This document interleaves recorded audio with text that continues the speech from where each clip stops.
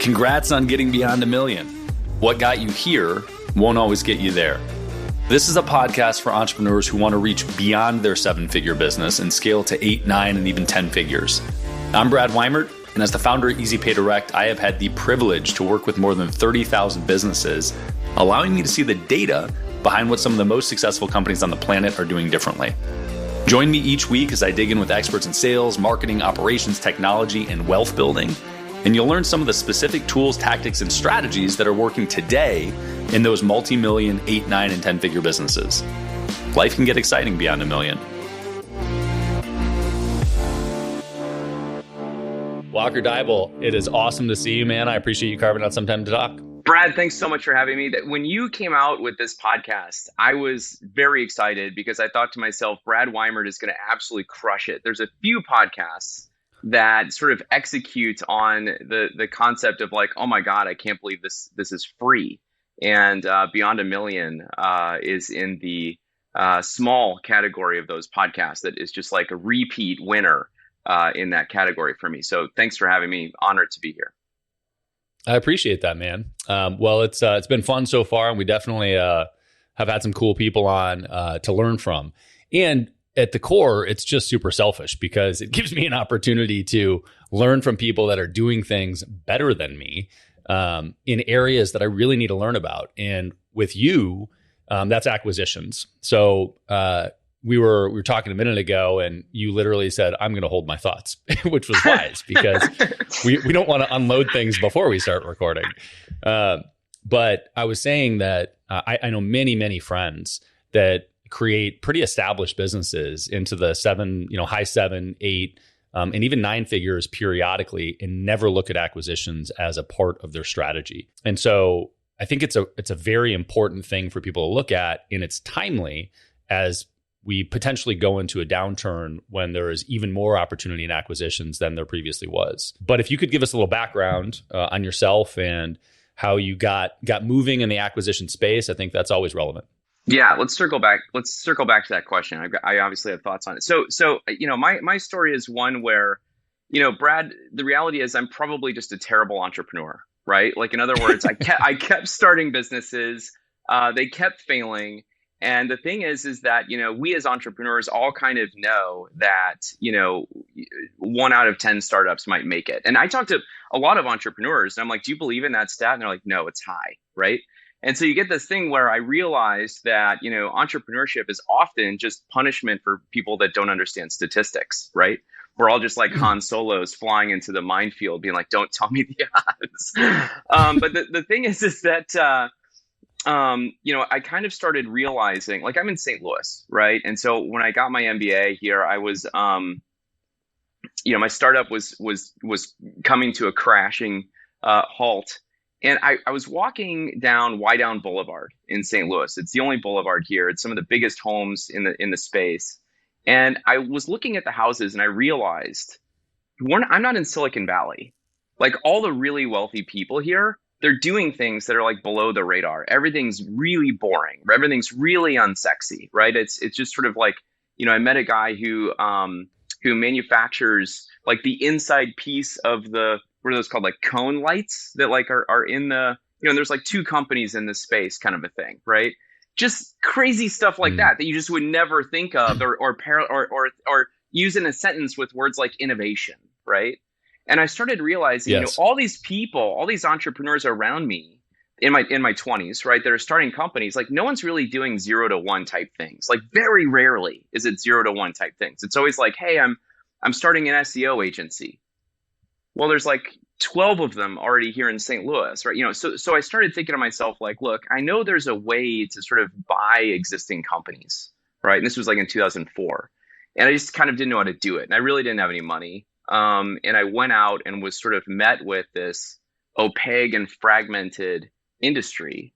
And I had to kind of navigate it in order to ultimately buy my first company, which I then ran as 7 years, tried to grow through acquisition, but ended up selling to an acquisition target. And then I didn't learn my lesson. Did another startup. 18 months later, we were completely out of cash.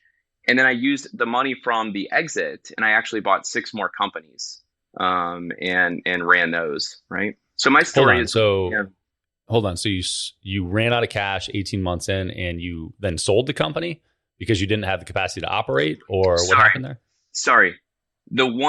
The exit that I had in 2013, the company I ran for 7 years, I had an exit, did a quick little Hmm. startup that didn't work out again. And then I was like, what am I doing? Every time I buy a company, it works. And every time I try to start from scratch. And I went through one of the top 10 accelerator programs. We recruited an executive to be our CEO. We were oversubscribed in the capital raise. Like it was all the things, right, that you hope for. Users loved it. But it was one of these where if I try to launch a sexy, SaaS company with big margins, with an executive from Microsoft running it in an oversubscribed capital raise, the odds of that working out are not great.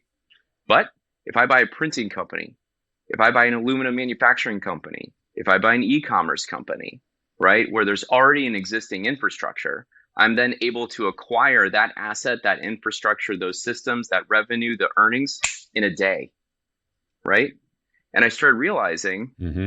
why aren't more people talking about this, right? And we talk about entrepreneurship, and it's sort of like, well, we like to think of that as starting from scratch because these are our heroes, right? We think about Steve Jobs, we think about Elon Musk, we think about all these people, right? And the truth is that Elon Musk bought PayPal. He acquired it. He's going to buy Twitter, I guess, right? He acquired Tesla and was sued for calling himself a co-founder, right? And I'm just saying acquisition as a lever has been here the whole time. It's just there's not a lot of emphasis on it, but it's the fastest way to acquire an infrastructure and revenue and earnings that you want. Well, let me ask you something just for clarity. So you mentioned and I think I've got the concept, but for the sake of clarifying, you mentioned the 0 to 1. And so you said not a lot of people are creating the 0 to 1 companies. What do you mean by that? Yeah, thanks. So whenever I'm talking with an entrepreneur and they're telling me about what they're working on, this would be like a new startup entrepreneur, right? They might say like, well, here's my idea, here's what I'm working on. And I really try to drill into what is the infrastructure that you're trying to build. Okay. And the concept here is usually we figure out that what they're trying to build is something that already exists. Okay. Now, I'm not saying that all businesses should be acquired rather than starting from scratch. I'm just saying that most of the time, it's something that already exists. So 0 to 1 was the concept from Peter Thiel, the PayPal Hmm. founder, and who wrote that book. And the concept there is creating things that just don't exist today, right? So sort of Hmm. like, before there was Facebook, there was no Facebook, right? So it's sort of creating entire businesses and concepts around things that don't currently exist. Yeah. Okay. That's what I thought. That makes sense. Why is it that one of the things you mentioned was this idea of you kind of have two concepts running parallel here. One is the notion of the software company and the 0 to 1 idea and something unique and different. And you had this software company that it sounds like was pretty well funded. You brought in a seasoned executive, albeit from Microsoft and not a better company, but a seasoned executive, Hmm. and then had a hard time making it work.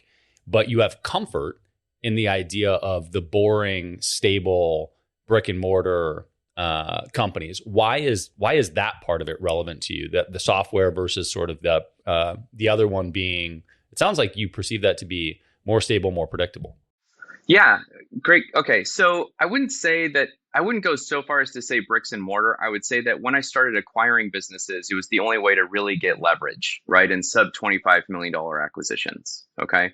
They weren't giving out cash flow loans on, buying a book printing company. You know what I mean? Instead, in fact, I was wanting to buy e-commerce businesses like pre-2010, and I was having a really hard time getting Mm. financing. And so someone who didn't have any money at that time, it was just not a path that I could go unless you went like super small, which was, not interesting. Um, so the thing is I started doing bricks and mortar mostly because it had internal collateral that I could then leverage Mm. with the bank in order to buy it. So it's basically a leverage buyout, right? Recipe. Now, by the time I hit 2016, that's when I bought my first ecom business, right? And so it's not entirely bricks and mortar. However, I will say, Brad, that when I bought that company, I have the largest website that sells macerating toilets. I don't And the, what I don't know those words together. yeah. So the concept is, instead of a toilet that flushes gravitationally, okay, it discharges into the back into a macerator, which is a garbage disposal, and then shoots up into your existing stack. The concept is There's you so can many things you that can are put gross to me about that. I know. You can put a bathroom anywhere at a tenth of the cost in 4 hours DIY, right? I mean, it's very simple. But the concept here's the big thing. It's a brilliant little invention, but the concept is that there's no uh like technological innovation that's rapidly coming toward us that's going to eliminate the need for toilets, Hmm. right? So even though it's a lightweight business model, right, and it's not bricks and mortar whatsoever, it's really like sort of a 4 hour work week style business that I own. And the concept there is that I wanted to buy something that, when you're using debt and you're using leverage, you really want to be finding something that is going to be a little bit more stable, right? Now, here's the thing. Hold on, because you might be getting at this and not realizing you're asking it. The question is, where do I find that margin of safety when I'm buying these companies? And is it the type of business that I'm looking for? And the answer is no. So I've got a whole AE matrix. It's like you can buy a high growth company, you can buy, a eternally profitable business, you can buy a turnaround, or you can buy a platform business, right? And so you need to understand like the different opportunity profiles that exist in acquisition. And the thing, Brad, is that I don't believe that the risk in acquisition actually is in the company that you're buying. Instead, I feel like it's in the entrepreneur. Mm. All the time? Bad decisions could be made, I guess. So I mean, I think that, but the thing is I guess what I'm trying to get at there, all the time. I mean, I guess there's a really small percentage where that would not be true. But I think that ultimately, so many people that look at acquisitions are so distracted with trying to de-risk the acquisition, right? They're looking for a business that's sort of like, pick your favorite number, kicking off $1 million in earnings a year, right? Or whatever it is. And Hmm. for guys like us that know what it's like to run a business, we know that there's no such business that runs itself, right? And the concept Hmm. is that like once you buy that company, you are the CEO of this company, okay? And whatever happened prior is now on your plate, right? And there's going to be business fluctuations, there's going to be business challenges, and it's up to us to run, operate, and lead that company to where it needs to go. Yeah, so that actually opens an interesting point here, which is you're talking about sort of buying and leveraging businesses that are out there on a one-off basis. But it sounds like, at least the way that it's been framed so far, these are acquisitions for the sake of, well, that's actually the point is, what is the purpose of the acquisition? And what the purpose is matters relative to how it gets run, what you're doing, what you're looking for, what you might be willing to buy, right? So if you're looking at a standalone business and you're saying, hey, I want a shitty business, pun intended, that kicks off some cash flow. That's your toilet business. I got it. It has nothing to do with my payments company, for example, with Easy Pay Direct. So maybe it exists independently, and I would be able to create money, and it would make sense for me. But it's not a bolt-on in any way, right? I can't roll it into my existing infrastructure or use my existing team to leverage it. Do you spend most of your time looking at how do you approach acquisition? What is it for you? Do you spend most of your time looking at things that as independent businesses work or don't work? Or are you involved in your day-to-day with looking to help companies grow through acquisition? Yes, thank you. So it's a really good observation. I think let me share first that how I've chosen to approach it and the opportunity that exists for entrepreneurs to capitalize are slightly different, right? In other words, you're familiar, I know, with the fulfilled by Amazon aggregator companies that have raised, I think it was 12 or 14 billion dollars last year, and has just gone on a buying spree trying to roll up these, e-com businesses. Yeah. Yeah. In fact, a previous guest of the podcast, Tom Shipley, launched an aggregator, an Amazon aggregator, raised $100 million and set up the team and put it on go. Awesome. But yeah, very small window when money was available, and excited about that model, which is, I think, closed at this point. But continue. Yeah. Well, the point is that I met three different CEOs, founder CEOs of aggregator companies that told me that they read Buy Then Build, which then gave them the idea to roll up businesses in this space, right?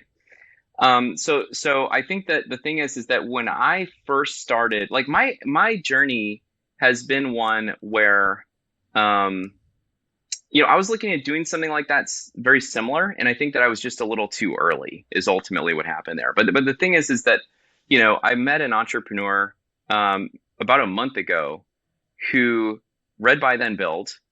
He took his startup company that was profitable and turned around and started acquiring companies. And within 18 months after reading Buy Then Build and implementing the strategy, he acquired $30 million in transactional value of other businesses that generated more value to their company, not just because of cross-sell opportunities, but because they were acquiring intellectual property that was critical to their startup.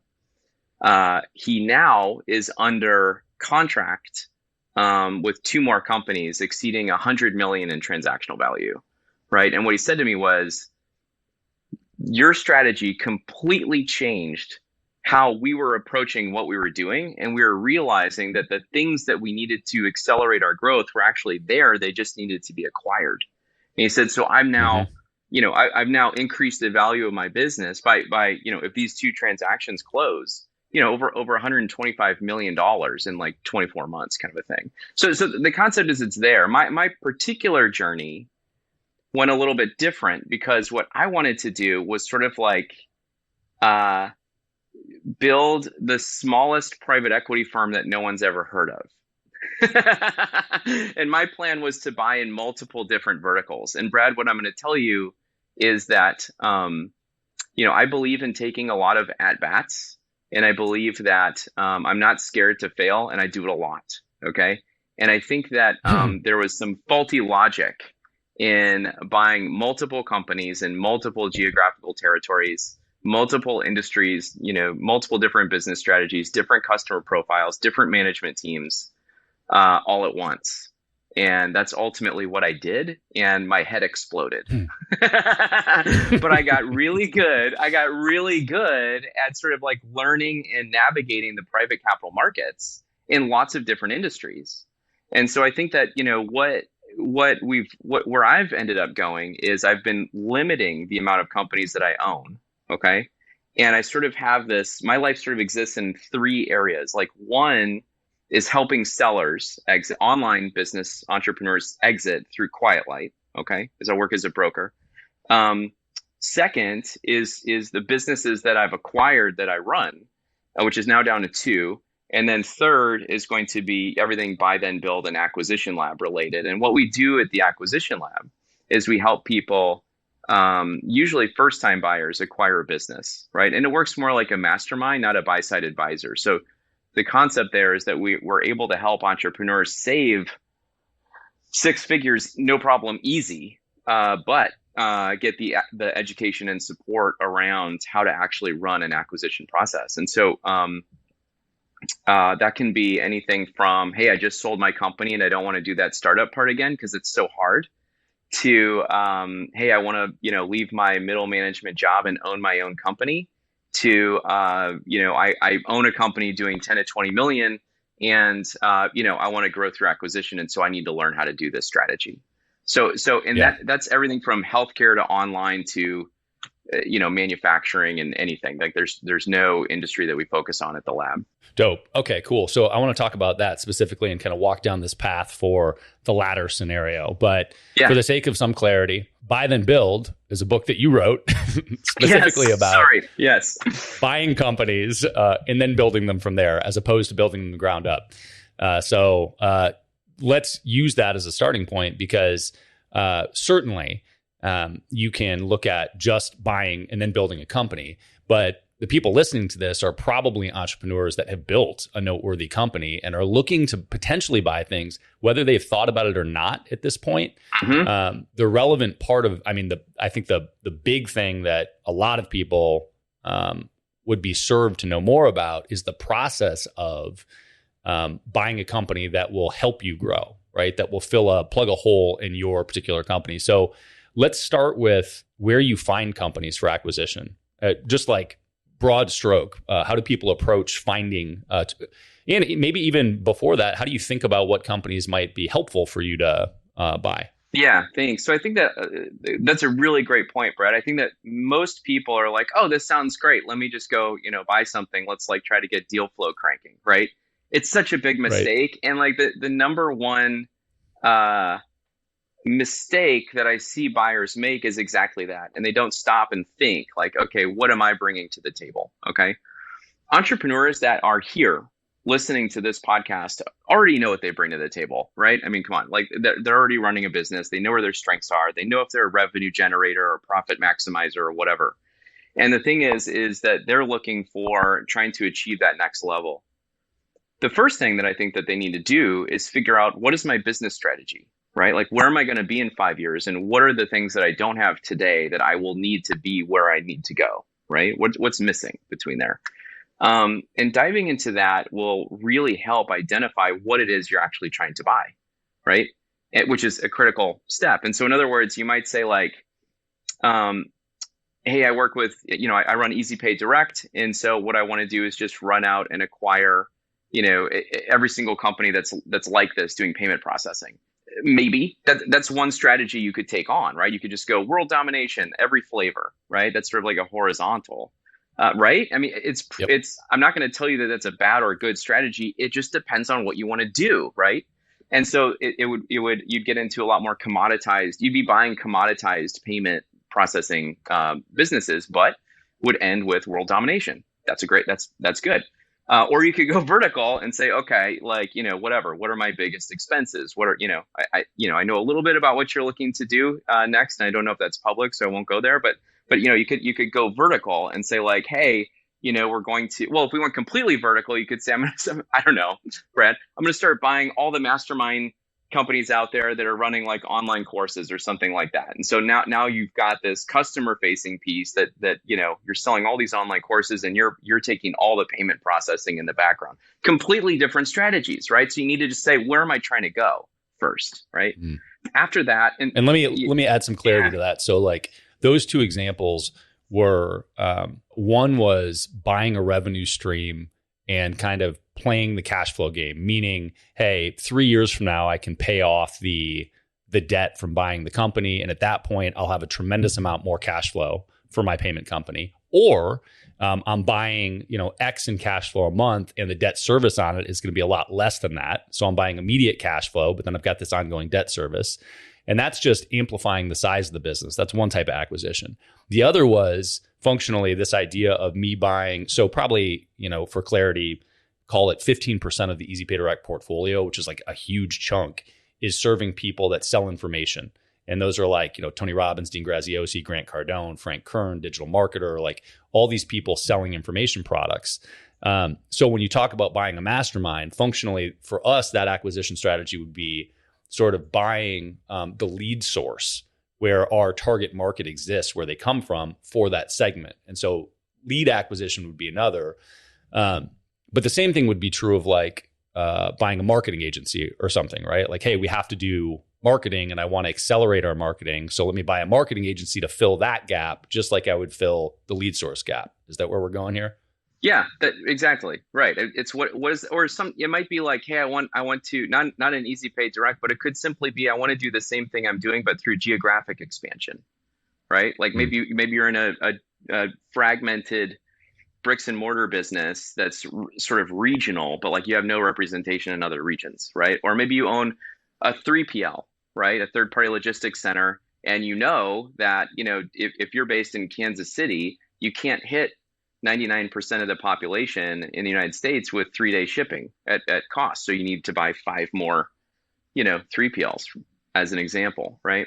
So figuring out kind of Hmm. what that is, and ultimately, sometimes people will look at this and say, I need to make sure I'm acquiring a management team with it, Mm. right? Hmm. Right. And so size also becomes a part of the recipe. And so, in other words, just to say, like, hey, I'm going to go buy a payment processor as long as they're over 1 million, I'm good. Maybe. I want to get to the integration part because that's like I think that's the scary part for a lot of entrepreneurs. Yeah. But I don't want to jump the gap between we're talking about the why you would buy, and then before you can even think about can I integrate them or do they have an internal staff or does it work with my existing business? Where the fuck do you find them? What's the Yeah. approach to Yeah. Yeah. finding the businesses? Yeah. Certainly, there are these brokerages out there, right? Is that the Mhm. right approach? Because you also I get feedback from people who acquire a lot. And they're like, oh, I don't want to touch a brokerage because we're going to have an inflated price. You're going to have somebody else's hands in it, et cetera. And then I have other people that are like, oh, but those are a little bit more vetted. So where do you find the deals and what's your take on the different approaches there? Yeah, I love. Okay, so it depends. If you're an existing entrepreneur and you've got a company that's viable and up and going, okay, you're actually in the catbird seat in terms of when it comes to acquisition. Okay, it's going to be easier for you to execute. It's going to be easier for you to be taken seriously by all the different parties involved, meaning the lender, potentially the private equity firm, the seller, like all of the things, right? And so I think that just understand that your audience on this podcast is way further along than any Joe Schmo, entrepreneur or wannabe, right? And so they've already got a lot of that infrastructure and that history behind them.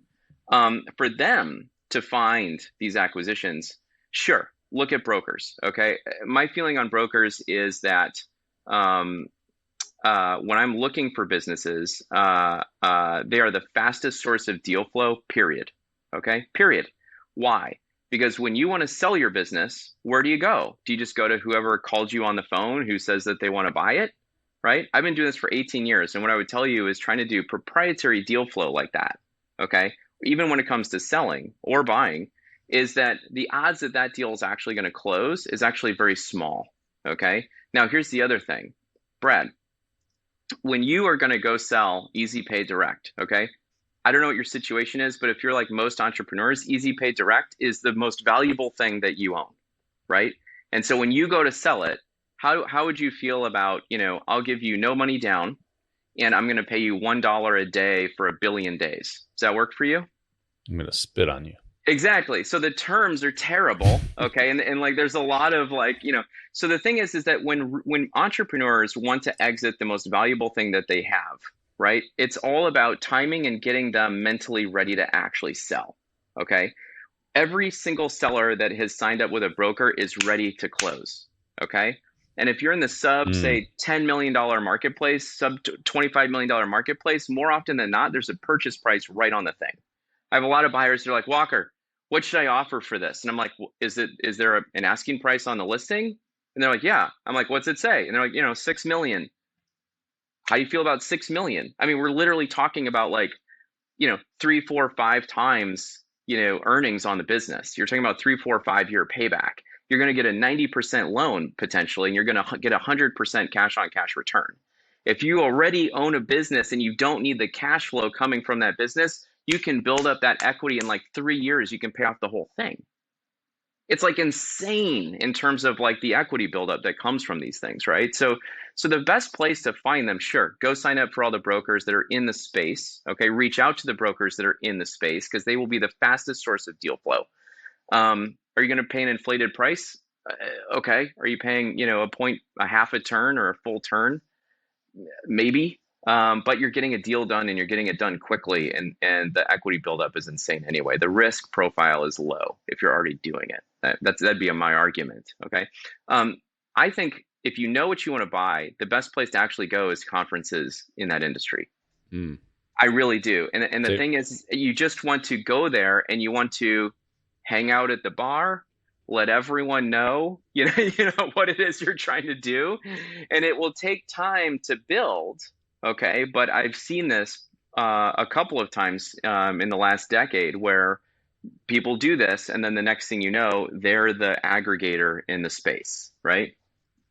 So there's okay. going to be So going to conferences. I think is the best. But when people are like, "Oh man, business is so hard," take them out for a beer, put your arm around them. How bad is it? here, yeah, talk to me, right?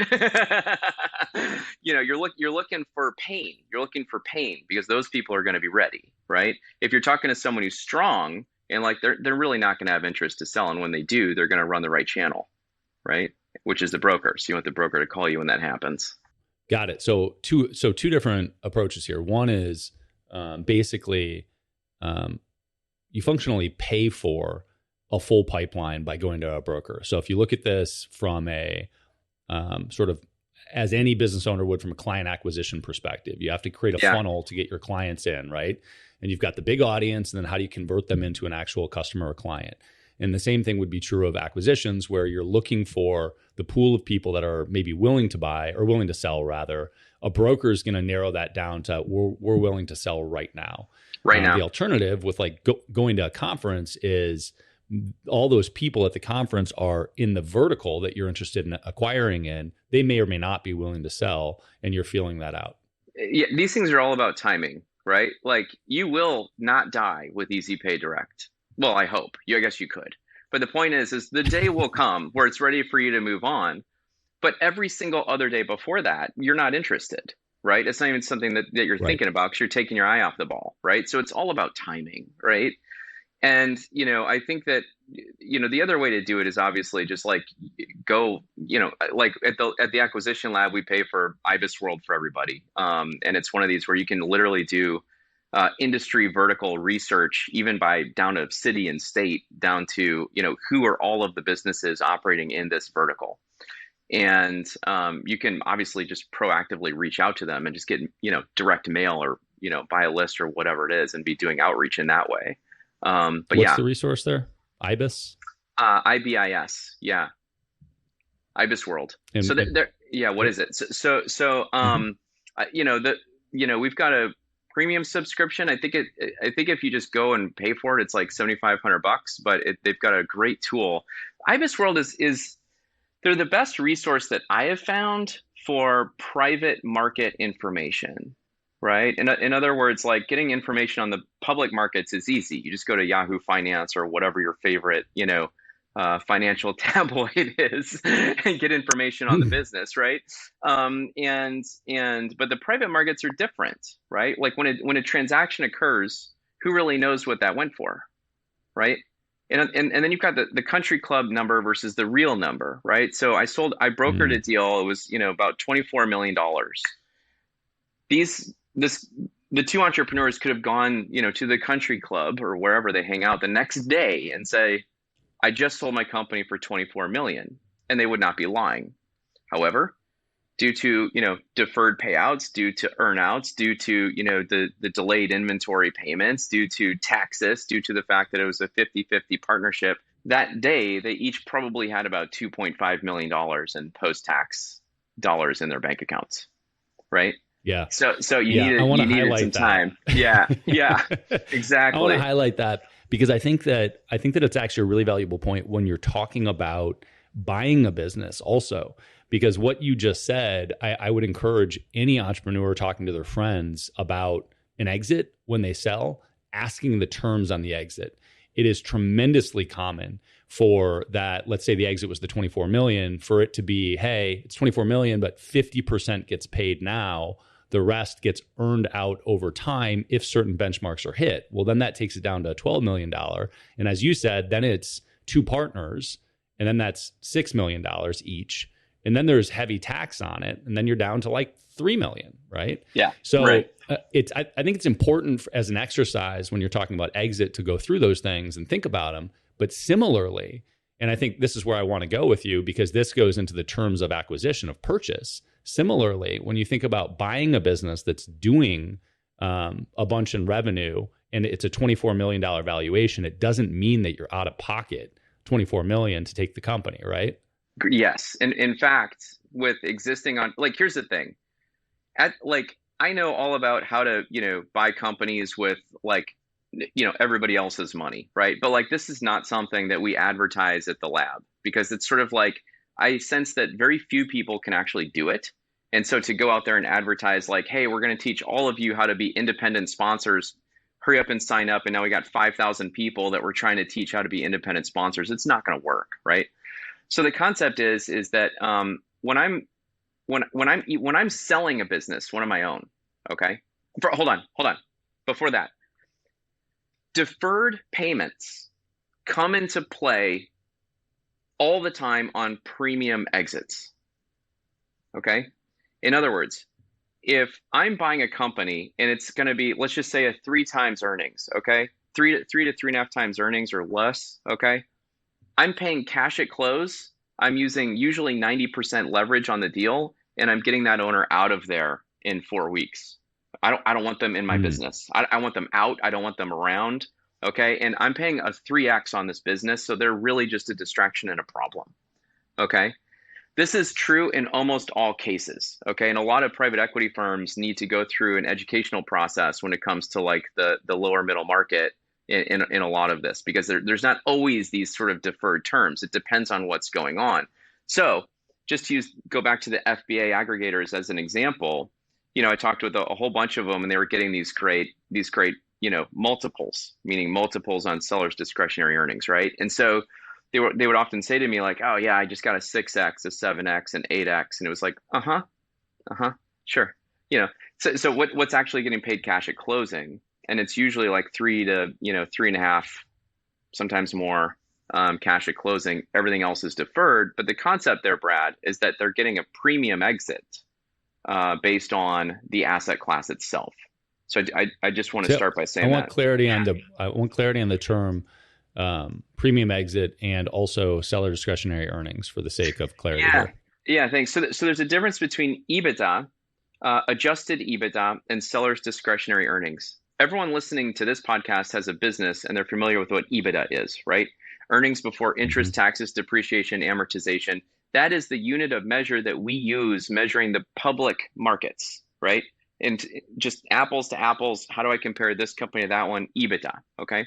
Footnote, the reason we use EBITDA is that it actually allows public companies to go acquire other companies as a strategy and not impact their earnings. And that was actually the thing that triggered the move to EBITDA from earnings per share. But let's not digress. Adjusted EBITDA is the private capital markets where we say, well, look, Brad runs his company. He belongs to, every single, high level mastermind in the universe. So he's spending $100,000 a year just as on memberships. He accidentally, went to Hawaii on vacation and met a customer for 5 minutes. And so the whole entire, vacation, he runs his Tesla through the company, and there's maybe so personal expenses. And then there's these sort of like one-time investments, like, I don't know, I just built a new website and, paid 150,000 for it. And so that doesn't have to get done ever again, for example. Okay. So any of, or legal fees for some issue that's no longer there, your personal CPA, whatever it might be. The concept is we're trying to adjust EBITDA for the business, including your salary, including a salary for a manager, but excluding all of those personal and one-time events that maybe occur in any period of time. Okay, that's adjusted EBITDA. SDE, or seller's discretionary earnings, takes that a step further and says, hey, an owner operator is going to buy this company. And so that salary that Brad is making, that salary that the operator of this business is making, is going to be included in the earnings of this asset. Okay. So that's seller's discretionary earnings. Premium exit. Okay. So I gave a talk, or at Ezra Firestone's event, maybe 6 months ago. So Brad, my mind is a little, it's got some cobwebs in it. But what I did was I went back and looked at all of the data that we have at Quiet Light. And we've got, 16 years of data in terms of, ecom exits. And so I looked at just the last few years and said, hey, let's look at sort of like what an average multiple on SDE is, and then look at sort of a standard deviation around that. And then I wanted to dive into who's getting a standard deviation or above, right? And what is making those deals different, right? I just want to take a moment to acknowledge the fact that probably at least 60% of the entrepreneurs listening failed math in some capacity. So if you start talking standard deviation and shit, they're gone, buddy. They're just gone. And also, just for the sake of SDE again, when you're talking about multiples of SDE, basically you're saying, EBITDA, what was your, let's call it net profit for a moment. What was the money that you're taking away from the business, but also subtracting sort of the other things that you really don't need to count, but we're all going to write off. We're all going to put on the books, because you should put your car and your cell phone bill and all this in your travel, because you can justify it as a business expense, but it's not really representative of necessary expenses. So SDE is like dropping that to a more realistic number and then taking a multiple on that. And so from a purchase perspective, you as the buyer would want to look at that number, because you're like, yeah, I could operate it that way. Is that accurate? Thank you, Brad. Yes. And the concept there is when you look at SDE, it should be capturing everything that says, okay, this is how much money the business is generating that I, as the owner, can A, take out as salary, B, unfortunately have to pay taxes with, C, pay down principal and interest on the acquisition with, D, reinvest into the company for growth, right? And something else that I can't think of. Let's see, reinvestment. No, that's it. It's reinvestment, earnings, or principal and interest. It's how much you have to work with. Yeah, you nailed it. Thank you. Great. Yep. Okay. So you were doing a statistical analysis. We'll leave those words out of it for the moment. You were reviewing your portfolio and looking at, you used the term standard deviation. You were looking at the differences between the businesses that sold on a multiple of SDE versus EBITDA. Was that where you were going with this? No. It's okay. What I wanted to do was say, like, look, all of my clients, like I crush it. So I know that we do great, but like I've got a team of 14 with Quiet Light. And so what I want to do is look at everybody's, right? And so I looked at everybody's data for the last 3 years and said, okay, what is the average multiple on SDE that is getting sold? And then if we don't want to get into statistics, we'll just say who sold above that, who sold above average. Okay. And Beautiful. in fact, I pushed it a little bit higher than just, if you sold a little bit above, I didn't look at it. I went farther. And so I started to figure out, I started to look at, okay, here are the businesses that sold at a premium. Okay. This is what I'm calling a premium exit, right?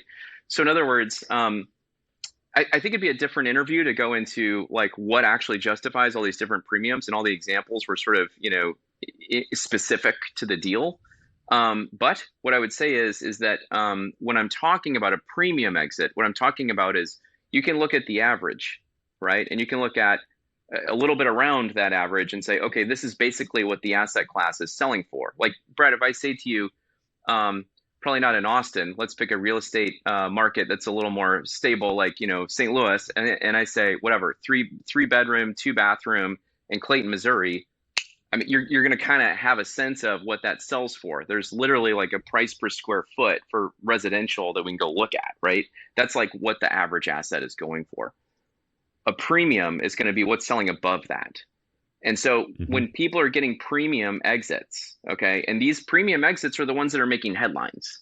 We all know it, right? These are the ones that are like, oh my God, they sold for, 30 billion or whatever your favorite number is. And the thing is when those premium exits are happening, this is not cash at close, people, right? This is not cash at close if you're selling, and it's not cash at close if you're buying, right? And I think that's the point you wanted to make.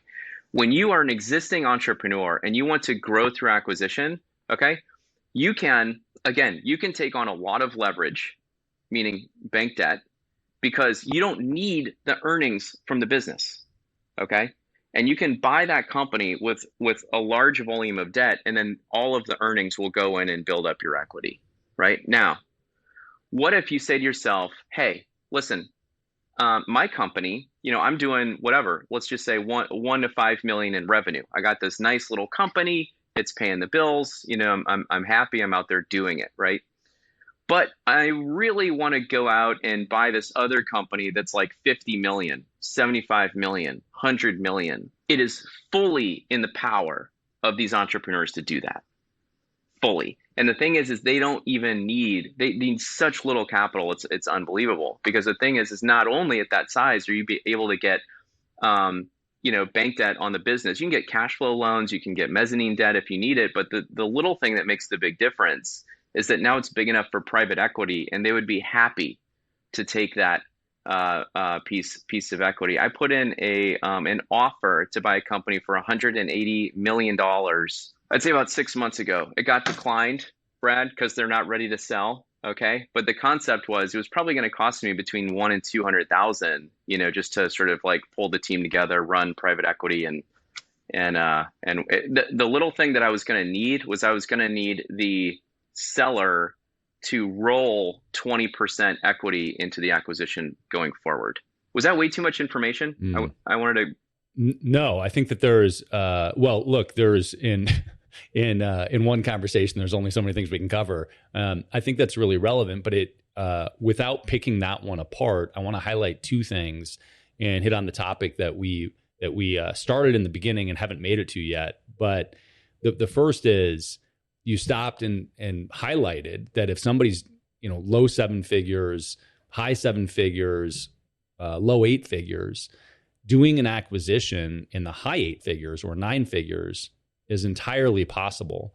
And even if you don't have $100 million, you don't need it to make those acquisitions happen. And I think that's a really valuable point. So I think for anybody listening, your resources, Buy Then Build and the Acquisition Lab are good places to check that stuff out.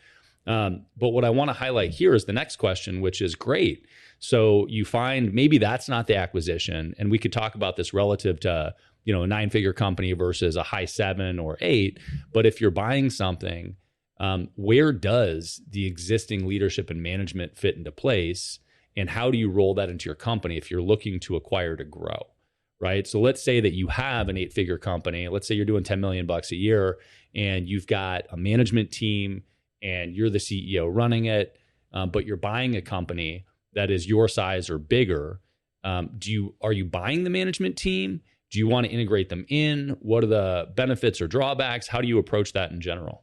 Like all good business questions, the answer is it depends, right? Yes. And I think that the first thing is that when you are entertaining buying any company, okay, I cannot recommend enough that the first thing you need to do is just go out to lunch with the founder, the person that's running it, okay?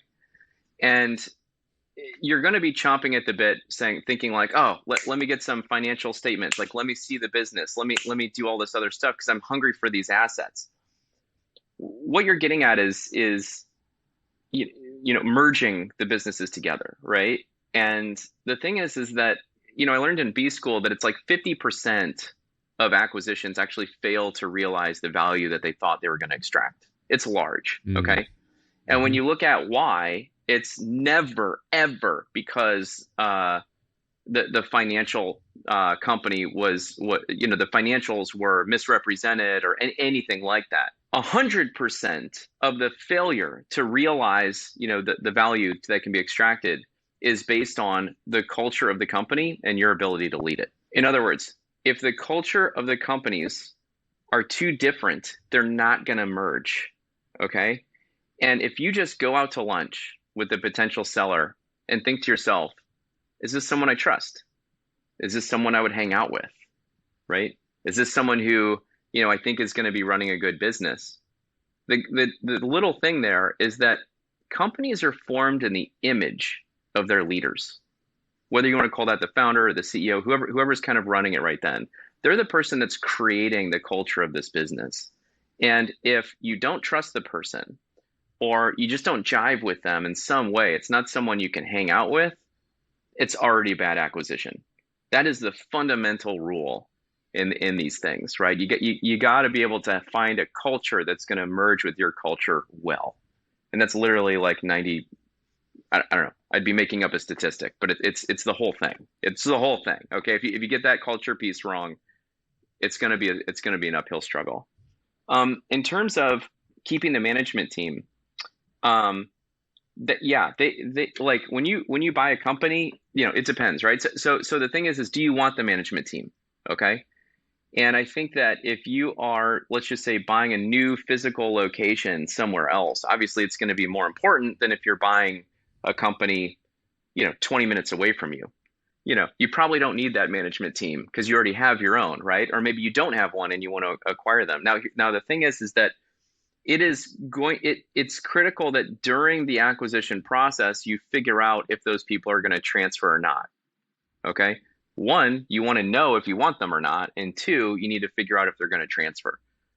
In almost all cases, they do. And in almost all cases, there's a little bit of turnover shortly after the acquisition. Sure. And that's usually with your acquisitions because people don't like you personally? That's right. That's it. Yeah, they don't like how. Yeah, I run a tight ship. I think that makes sense. Yeah, look, acquisitions can go wrong, and to that point, I bought a company, and God, it must have been maybe, let's call it 24 months after I acquired it. 40% of the workforce walked out in one day. They just walked out. They quit, and it's because they didn't like my decision on who was going to lead the company. And, we could say that that's like an acquisition issue. I think it's just an entrepreneurship issue. Like there's challenges out there that we face that are just like unbelievably difficult. But like I say to people in the acquisition lab, sometimes 40% of your workforce walks out in a single day with no notice, and you got to deal with it. Made for a bad year, yeah. But we made it back. Well, and of course that could happen in any company at any point in time, not just through an acquisition. Yeah, exactly. There are a million reasons that could happen. Exactly. I love it, man. Well, look, I know we're coming on time. I think that it's, acquisitions for growth, acquisitions to start a company, acquisitions as an exercise in general are very, very, very valuable for entrepreneurs. And if you're not spending time on it, like I haven't been all of my life, this is a good opportunity to dig in further. I think that there's only strength that comes from it. And I want to, again, reiterate what you just said, which is you can buy things that are much bigger than you actually think you can when you figure out how to do it. So, Walker, I appreciate you spending some time, man. Where can people find out more about you? Brad, I think, I'm on whatever. I'm on LinkedIn. I'm on social media. BuyThenBuild.com. There's tons of free resources there. Tons of free resources at BuyThenBuild.com. Love it. Walker Deibel, it is fun hanging out. Can't wait to see you in person again sometime soon. Thanks, Brad. See you soon, man. Thank you. Having a lot of fun. Thank you. If you learned one thing on this episode, share it with another entrepreneur. They need to hear it. Also subscribe so that new episodes just show up on your phone. It's a lot easier that way. And if you want the really good stuff, check out our free BAM! Tactics and Strategies course. It's where we curate the best tips, tricks, and tools that our guests know, whether they've shared them on the podcast or not. Just go to beyondamill.com. You'll also find previous episodes and show notes at beyondamill.com.